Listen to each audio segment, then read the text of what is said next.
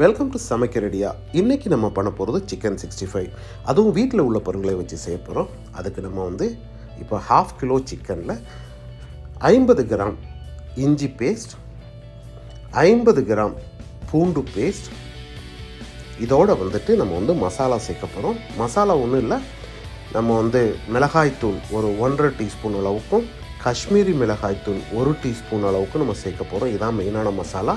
இதோட ஜீரகத்தூள் ஒரு 1/2 டீஸ்பூனும், கரம் மசாலா ஒரு 1 டீஸ்பூன் அளவுக்கு சேர்க்க போகிறோம். இதான் மெயின் மசாலா. இவ்வளோ மசாலா இருந்தாலே போதும், ரொம்ப நல்ல டேஸ்ட்டாக இருக்கும். இதோட நமக்கு இம்பார்ட்டண்ட்டான பொருள் என்னென்னா தயிர் ஒரு 3 to 4 டேபிள் ஸ்பூன் அளவுக்கு தயிர் சேர்த்துக்கோங்க. ஸோ இந்த மசாலா எல்லாமே சேர்ந்து நிற்கிறதுக்காக நம்ம கார்ன்ஃப்ளவரும் ரைஸ் ஃப்ளாரும் சேர்க்க போகிறோம். ஸோ அதில் கார்ன்ஃப்ளவர் 1.5 டேபிள் ஸ்பூன் அளவுக்கும், ரைஸ் ஃப்ளோர் ஒரு டேபிள் ஸ்பூன் அளவுக்கு சேர்த்துக்கலாம். இதோட இம்பார்ட்டண்ட்டான பொருள் உப்பு, அதாவது உப்பிட்டவரை உள்ளளவும் நிறைன்னு சொல்லியிருக்காங்க. ஸோ இந்த உப்புங்கிறது நமக்கு டேஸ்ட்டு கொடுக்கும். ஸோ அதனால் அந்த உப்பை சேர்த்துக்கலாம் தேவையான அளவு. அதோட ஒரு 2 டீஸ்பூன் அளவுக்கு லெமன் ஜூஸ் ஆட் பண்ணிடலாம். ஆட் பண்ணி இதை நல்லா மிக்ஸ் பண்ணணும். ஸோ இப்போ நல்லா மிக்ஸ் பண்ணி ஒரு 15 மினிட்ஸ் நம்ம அப்படியே வச்சிடலாம். ஏன்னா இந்த மசாலா எல்லாம் உள்ள கறியில் சேர்றதுக்காக.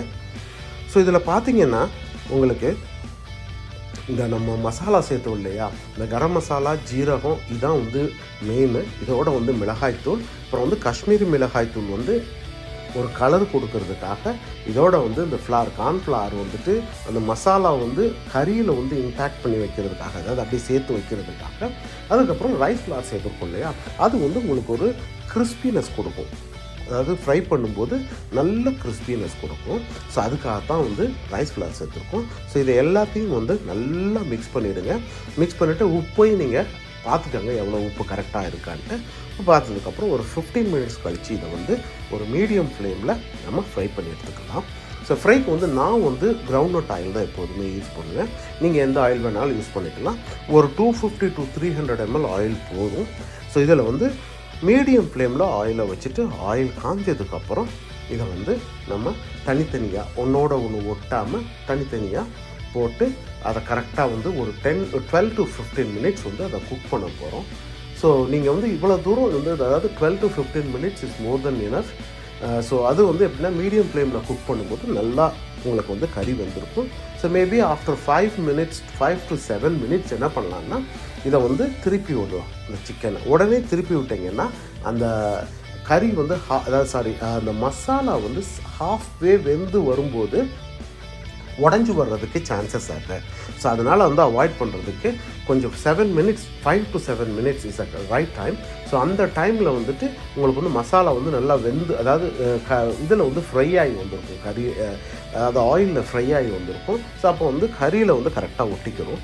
ஸோ இப்போ திருப்பி விட வேண்டியதான். திருப்பி ஒரு 5 to 7 minutes, so almost 7 minutes கழித்து குக் பண்ணி நம்ம இறக்கிற வேண்டாம். இதான் அவ்வளோதான். ரொம்ப சிம்பிளான ரெசிபி, ரொம்ப ஈஸியாகவும் இருக்கும். ஆனால் உங்களுக்கு டேஸ்ட் ரொம்ப டேஸ்ட்டாக இருக்கும். ஏன்னா நம்ம சேர்த்தது எல்லாமே கரம், ரொம்பலாம் ஜாஸ்தியாலாம் சேர்க்கல, கலர் சேர்க்கல, ஆர்டிஃபிஷியல் எதுவுமே கிடையாது. எல்லாமே வீட்டில் ஃப்ரெஷ்ஷாக அரைச்சது தான். ஸோ அதனால் ரொம்ப ஈஸியாக இருக்கும். ரொம்ப ஈஸியான ரெசிபி, பசங்களுக்கு ரொம்ப பிடிக்கும். ஏன்னா பசங்களுக்கு நான் இந்த வெளியிலலாம் சிக்கன் 65 மசாலாலாம் வாங்கி ட்ரை பண்ணாலுமே அவங்களுக்கு பிடிக்காது. இந்த மாதிரி சிம்பிளாக பண்ணி கொடுத்தீங்கன்னா ரொம்ப டேஸ்ட்டாக இருக்கும். அது மாதிரி பார்த்திங்கன்னா இந்த ரைஸ் ஃப்ளார் சேர்த்ததுனால வெளியில் கிறிஸ்பியாகவும், இந்த இதெல்லாம் கார்ன்ஃப்ளவர் இதெல்லாம் சேர்த்ததுனால உள்ளே உங்களுக்கு இன்டாக்டாக மசாலா எல்லாமே உள்ளே இறங்கி பயங்கர டேஸ்ட்டாக இருக்கும். நீங்கள் ட்ரை பண்ணி பாருங்கள். ட்ரை பண்ணி பார்த்துட்டு நீங்கள் கமெண்ட்ஸில் போடுங்க எப்படி இருந்ததுன்ட்டு இந்த ரெசிபி. ஸோ அதனால் அதை வச்சு எனக்கு இதில் ஏதாவது இம்ப்ரூவ்மெண்ட் பண்ண முடியுமான்னு எனக்கும் ஒரு ஃபீட்பேக் மாதிரி இருக்கும். ஸோ கண்டிப்பாக நீங்கள் ட்ரை பண்ணுவீங்கன்னு நான் எதிர்பார்க்குறேன். ஸோ ட்ரை பண்ணுங்கள். அது இல்லாமல் என்னோடய சேனலை லைக் பண்ணுங்கள், உங்கள் ஃப்ரெண்ட்ஸ் எல்லாருக்கும் ஷேர் பண்ணுங்கள், மறக்காமல் சப்ஸ்கிரைப் பண்ணுங்கள். அது மாதிரி அந்த பெல் ஐக்கனையும் ப்ரெஸ் பண்ணுங்கள். ஏன்னா அடுத்த வீடியோ ஏதாவது புது வீடியோ போடும்போது உங்களுக்கு இன்டிமேஷன் வரும். ஸோ அடுத்த வீடியோவில் சந்திக்கிறேன். Until then, ta-ta, bye bye. God bless you all. Have a wonderful time.